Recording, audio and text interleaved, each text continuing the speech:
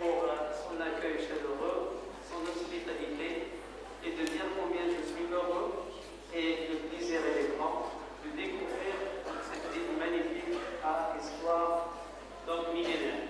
Alors, le travail que j'expose aujourd'hui rentre dans le cadre d'une thèse qui est en thèse finale, en état final, qui s'intitule La dégradation photocatalytique de deux colorants, anioniques seuls dans un mélange binaire sur du PO2 support. Alors, durant cet exposé, vous allez constater que la photocatalyse c'est la même chose et on est obligé tout simplement de donner pratiquement les mêmes schémas, les mêmes principes. Et dans un premier temps, puisqu'on parle de photocatalyse, donc là c'est le plan sur lequel je reviendrai tout à l'heure, je vais dans un premier temps donner l'historique de la photocatalyse. Monsieur le professeur Ski avait parlé des années 60 et effectivement, donc la photocatalyse, donc que l'on peut voir comme catalyse homogène ou catalyse hétérogène, donc photocatalyse homogène et photocatalyse hétérogène, et qu'on appelle aujourd'hui la photocatalyse environnementale. Donc elle est née vers les années 72 au début, donc c'est les travaux de Honda et de Fukushima dans ces années-là.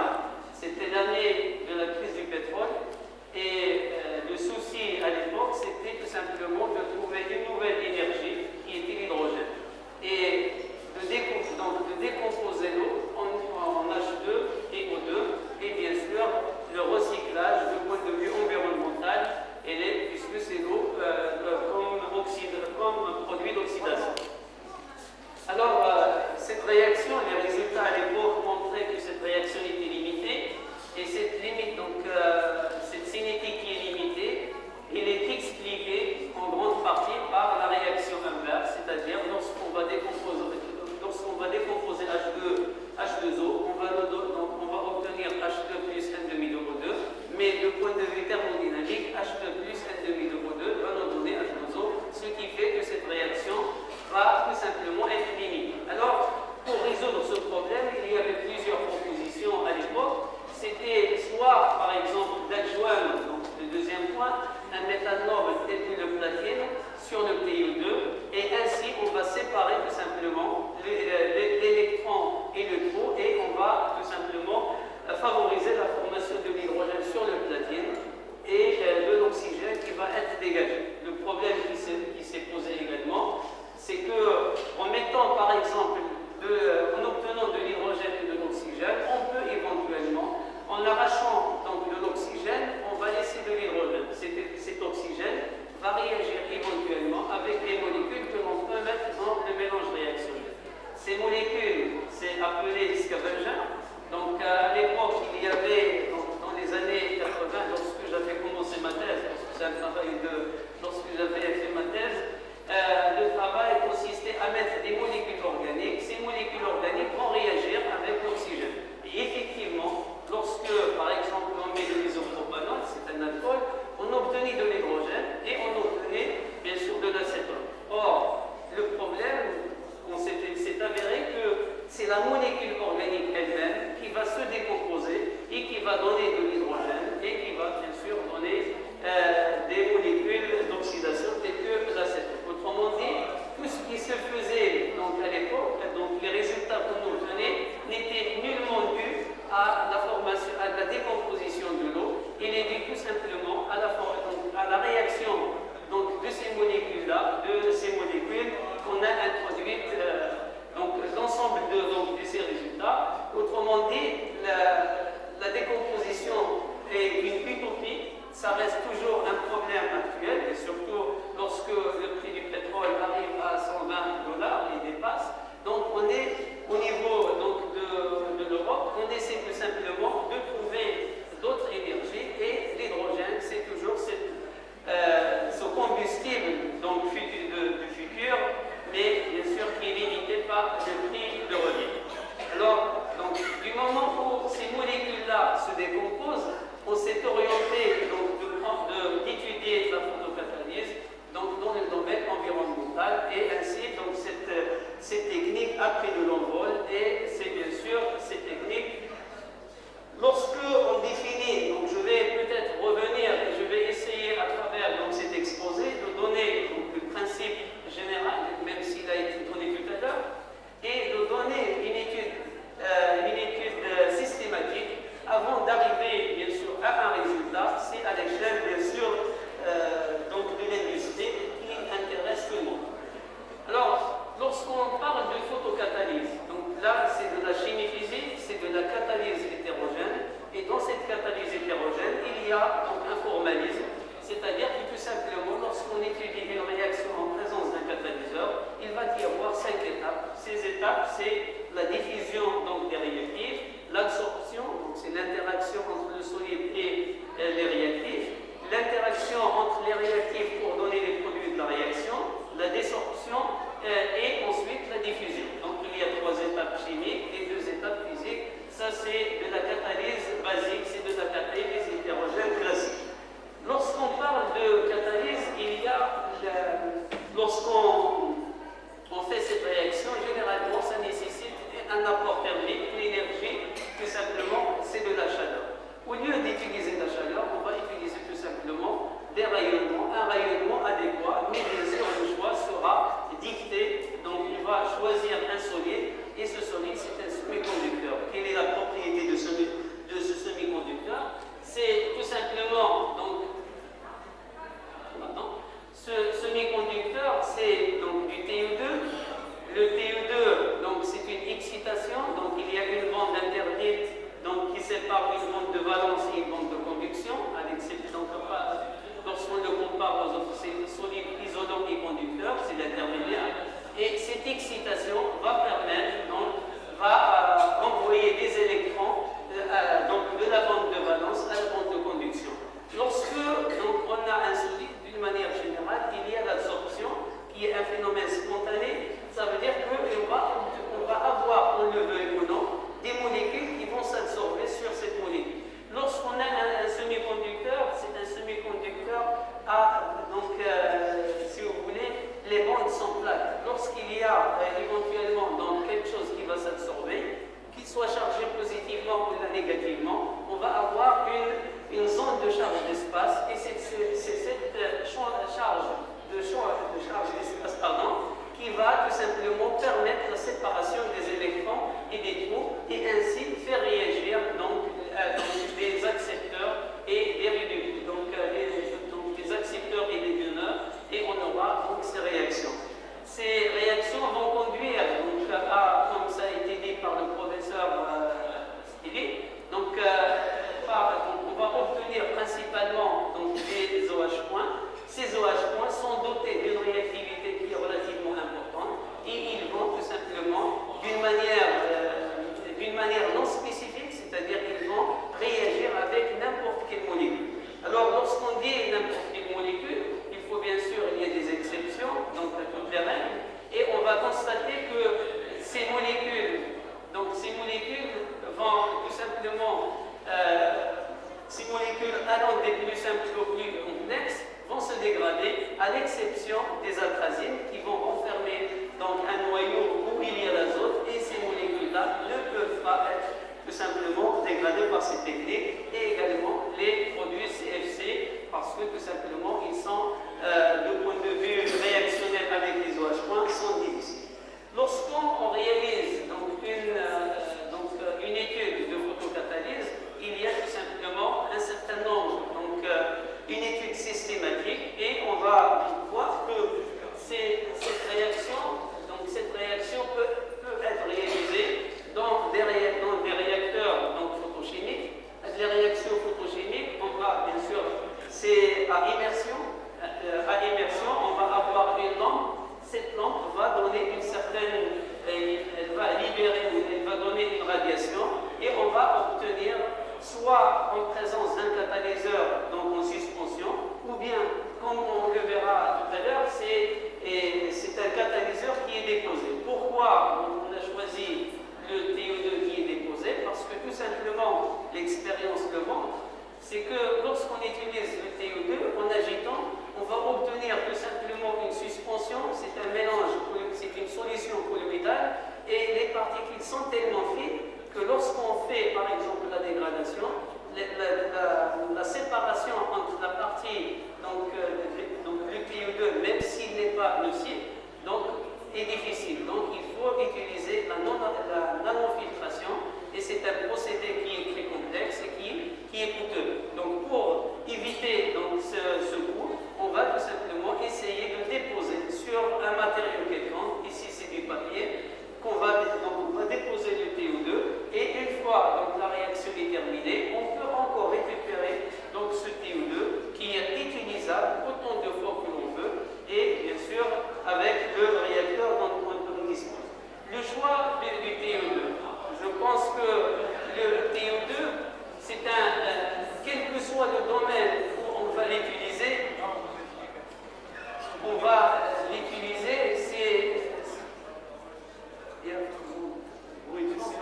donc le TO2, lorsqu'on va l'utiliser, dans le domaine, quel que soit le domaine du pH, il est stable. Par contre, lorsqu'on utilise par exemple l'oxyde de zinc ou un autre oxyde, c'est tout simplement, selon le milieu, acide ou basique, elle va tout simplement être passée donc il va se dissoudre et on va retrouver, donc on va perdre de l'activité, mais on va également trouver des cations dans le mélange. Donc d'où la nécessité, d'utiliser le TO2. Le deuxième avantage, c'est ça. Le prix également, lorsqu'on compare le prix à un autre produit, c'est un prix qui est raisonnable, qui ne coûte pas cher. Par contre, l'inconvénient, c'est que dans nos pays, donc au Maghreb d'une manière générale, on va avoir donc, la possibilité d'utiliser le solaire, mais cette énergie solaire, elle est très peu absorbée, donc le solaire elle est très peu absorbé par le TO2, d'où les recherches qui sont menées donc, dans ce domaine-là, et on essaie tout simplement d'élargir un petit peu le spectre et d'avoir, si vous voulez, donc une absorption beaucoup plus importante, mais le problème c'est que les études qui ont été réalisées dans ce domaine montrent que lorsqu'on va augmenter le spectre d'absorption, on va perdre tout simplement en activité ou bien en photoactivité. Donc il faut trouver un juste milieu et essayer tout simplement de travailler avec le TO2. De toute manière, même avec le solaire, ce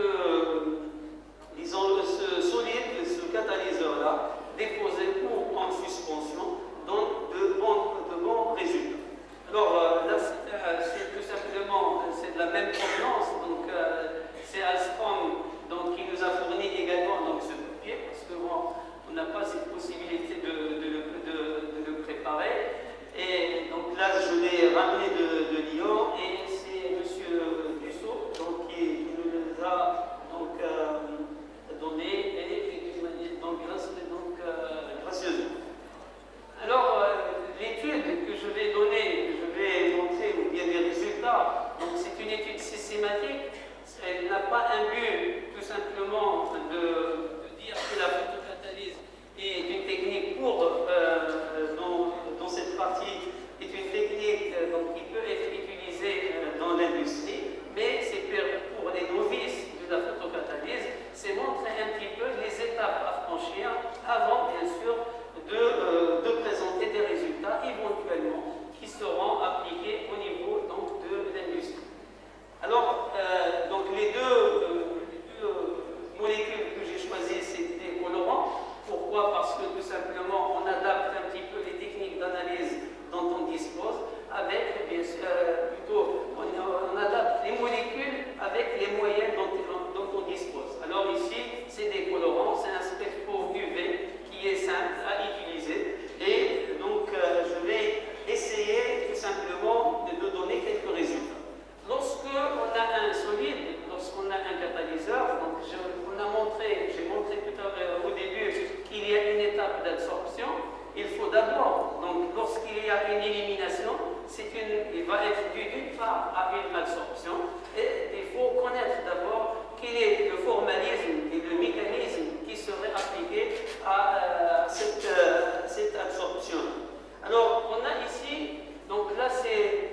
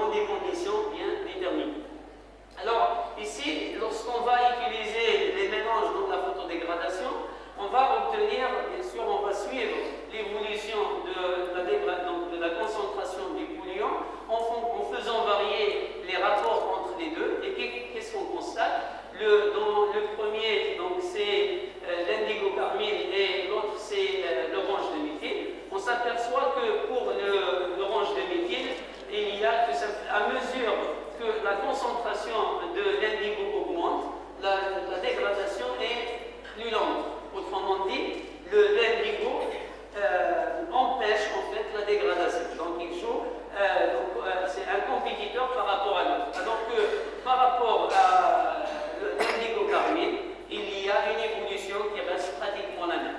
Et ceci va se traduire tout simplement du point de vue cinétique lorsqu'on essaie de déterminer les ordres de ces réactions. On constate que l'ordre de la réaction il reste le même pour l'indigo et il devient tout simplement, donc il y a l'ordre 0 qui change, comme on dit, l'ordre change de l'un par rapport à l'autre. L'ordre, malheureusement il n'y a pas assez de temps, donc je vais terminer par la conclusion et de dire que la technique de la photocatalyse est une technique qui est adaptée bien sûr à des mélanges que l'on fabrique, que l'on fait, mais il est également possible de traiter les eaux, mais bien sûr dans un domaine précis, à des concentrations bien particulières. Donc il y a beaucoup à faire au niveau à l'échelle, à grande échelle, à l'échelle à l'échelle de l'industrie. Il faut tout simplement là les grandes lignes. Et je termine par remercier encore les organisateurs, donc à la tête monsieur le professeur Skilling. Et je remercie également le groupe Alstrom. Donc c'est Joseph Dussault qui nous a fourni gracieusement ce photocatalyseur qu'on a utilisé. Et je vous remercie à mon tour pour votre attention et je vous donne rendez-vous et je vous invite à un colloque qui sera organisé, donc c'est dans sa deuxième édition en 2009 à Marrakech. Donc c'est la même thématique, c'est la photocatalyse.